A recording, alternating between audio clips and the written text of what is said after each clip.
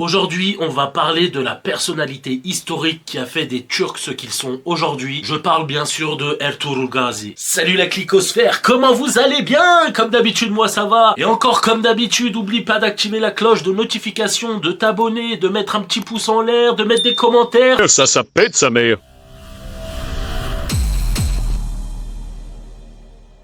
Avec la victoire d'Alparslan à Manzikert, l'Anatolie s'est transformée en patrie pour ses nouveaux hôtes aux migrations intenses et stables, les tribus turques. Cependant, à cette époque, personne n'avait conscience que les bases d'un empire qui gouvernerait 3 continents sur 6 siècles allaient être posées. La personne qui a rendu ça possible est Ertuğrul Gazi, le père du fondateur de l'Empire ottoman, Osman Bey. Ertuğrul Gazi, né en 1188, est le 3e des 4 fils de Süleyman Shah, qui dirige la tribu Kayı, issue de la branche Bozok des Turcs Oghuz. Sa mère est Haime Hatun. Pour ceux qui ne le savent pas, lorsque l'on dit Ertuğrul Bey ou Osman Bey, le Bey ça veut dire monsieur. Et lorsqu'on dit Haime Hatun, le Hatun ça veut dire dame. Donc ce qui donnerait Monsieur Ertuğrul, Monsieur Osman ou Dame Haime. J'espère que c'est un peu plus clair pour vous. Les attaques mongoles épuisaient les tribus turques vivant en Asie et les forçaient à migrer hors de leur terre ancestrale. Süleyman Shah, fils de Kaya Alp de la tribu Kayı, décide de migrer en Anatolie avec 50 000 personnes en 1223. Il quitte alors le Khorasan et s'installe près d'Erzincan et d'Ahlat. Il a eu 4 fils courageux comme lui, Gündoğdu, Sungurtekin, Ertuğrul et Dündar. Ils ont passé environ 30 ans à Erzurum et Erzincan, mais Süleyman Shah, n'ayant pas pu y trouver ce qu'il espérait malgré tout le temps passé là-bas, a décidé de retourner au Turkestan, qu'il considérait comme sa véritable patrie. En raison de leur direction de migration, ils ont dû traverser l'Euphrate par un détroit qui semblait peu profond. Cependant, Süleyman Shah est mort noyé en traversant la rivière. Après sa mort, la tribu Kayı s'est divisée en deux. Gündoğdu et Sungurtekin ont décidé de continuer la migration restée inachevée après la mort de leur père, et Ertuğrul Bey pensait qu'il valait mieux rester en Anatolie et faire la guerre plutôt que de retourner au Turkestan. Avec seulement 400 tentes qui correspondraient à peu près 1500 personnes, je vous rappelle qu'à la base ils sont 50 000, ils se sont dirigés vers l'ouest. Sa mère Haime et son petit frère Dündar ont cru en lui et l'ont suivi. En chemin, ils tombent nez à nez avec la bataille entre les Seldjoukides et les Mongols. Voyant que les Seldjoukides allaient être vaincus, il a décidé de les aider et a participé à la guerre. Son intervention a changé l'issue de la guerre et permis aux Seldjoukides de décrocher la victoire. Malgré leur petit nombre, Ertuğrul et sa tribu étaient réputés pour être très forts au combat. Le sultan seldjoukide Alaaddin Keykubat attribue ainsi la province de Söğüt comme patrie et les montagnes de Domaniç et Ermenibeli comme pâturage au peuple Kayı en récompense de leur courage. La vie d'Ertuğrul Bey a toujours été remplie de migration et de lutte. Grâce à son génie politico-militaire et à son courage, le sultan seldjoukide lui confère le titre de seigneur dit Uçbeyi qui lui donne la responsabilité des frontières seldjoukides et le commandement de toutes les tribus turques des alentours. Ertuğrul a protégé de la meilleure des façons possibles les frontières nord-ouest de l'état seldjoukide et a garanti l'ordre public. Après avoir pris Domaniç, Söğüt et ses environs, il continue de s'engager dans le djihad et dans la guerre, dans la région frontalière byzantine aux côtés d'autres Uçbeyi. Il reçoit son titre de Gazi grâce à ses victoires contre les dirigeants byzantins. Après la mort du sultan seldjoukide Alaaddin Keykubat, une lutte pour le trône commence entre les seigneurs seldjoukides. Durant cette période, certaines principautés turques se séparent des seldjoukides affaiblis et acceptent la domination mongole. Cependant, Ertuğrul Gazi a été fidèle aux Seldjoukides et a poursuivi ses activités de Uçbeyi. Cette fidélité a été grandement appréciée. Dans cet environnement turbulent en Anatolie, il a donné confiance aux Turkmènes des autres régions, ainsi qu'aux vétérans derviches et érudits de toute l'Anatolie et les a amenés à se rassembler sous sa bannière. Ertuğrul Gazi suivait de près la situation des principautés et états voisins et s'entendait bien avec eux. La paix et la sécurité de ses sujets étaient très importants pour lui. Il aidait toujours les pauvres et les malades et il était très respecté par son peuple. Parce qu'il était un seigneur juste, même les chrétiens vivant dans les pays sous son règne l'aimait beaucoup. Il a eu 3 enfants courageux de sa seule épouse Halime Hatun. Les 3 enfants d'Ertuğrul Gazi sont donc Gündüz, Sarubatu Savcı et Osman. Parmi eux, le dernier fils Osman deviendra le fondateur de l'Empire ottoman, l'un des plus grands empires de l'histoire du monde. Alors l'Empire ottoman en turc se dit Osmanlı et ça signifie ceux qui viennent d'Osman. Le prénom Osman en français donne Ottoman et c'est pour ça qu'on dit Empire ottoman. Ertuğrul Gazi a vécu une vie fructueuse et abondante et meurt en 1281 à l'âge de 93 ans. Il meurt à Söğüt, laissant derrière lui une principauté petite mais puissante et un terrain propice à la conquête. Malgré que ce soit le fils d'Ertuğrul Gazi qui ait créé l'Empire ottoman, s'il n'y avait pas toutes les luttes, toutes les guerres qu'avait gagnées son père, tous les forts qu'il avait conquis, il n'aurait pas pu réaliser ce projet. Ertuğrul lui a donc ouvert la grande porte pour la création et la fondation de l'Empire ottoman. On parlera bien sûr de Osman et de la fondation de l'Empire ottoman dans une prochaine vidéo. Voilà, c'est tout pour cette vidéo, j'espère que vous avez aimé. d'aimer comme d'habitude, n'oubliez pas de laisser un pouce en l'air, de vous abonner, d'activer la cloche de notification pour ne rater aucune de mes vidéos. Et surtout, le plus important, laissez-moi un petit commentaire, c'est ce qui me fait le plus plaisir. Sur ce, à ciao, bonsoir.